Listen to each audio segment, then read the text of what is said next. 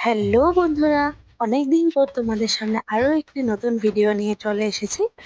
কয়েকটি উপকরণ দিয়ে বাড়িতে কিভাবে লাড্ডু বানাবে চলো দেখাই। এখানে আমি রাধাভোগের বেসন নিয়ে নিচ্ছি। এখানে আমি 2 থেকে 3 চামচ বেসন নিয়ে নিয়েছি। পরিমাণ অনুযায়ী জল নিয়ে নিয়েছি। এখন আমি দুটোকে ভালো করে মিক্স করে একটা ব্যাটার তৈরি করে নেব। বেশি পাতলা করলে চলবে না। তোমরা দেখে নিও বন্ধুরা, কনসিস্টেন্সিটা কেমন করে রাখতে হবে, তাহলে লাড্ডুটা বানাতে অনেক সুন্দর হবে। এখন আমি একটি কড়াইতে তেল গরম বসিয়ে নেব। বেসনের ব্যাটারটা দিয়ে বড়ার মতন তৈরি করে নেব। তারপর লাল লাল করে ভেজে নেওয়ার পর আমি সেগুলোকে তুলে নেব।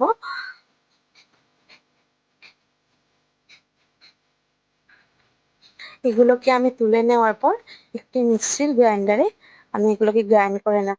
একদম গুঁড়ো করলে চলবে না, বেশি গুঁড়ো করে নিলে লাড্ডুগুলো সুন্দর করে হবে না। তারপর একটি কড়াইয়ে আমি চিনির শিরাটা বসিয়ে দেব। অল্প পরিমাণে জল দিয়ে তাতে আমি চিনি দিয়ে দিয়েছি আর একটু এলাচ গুঁড়ো দিয়ে দিয়েছি।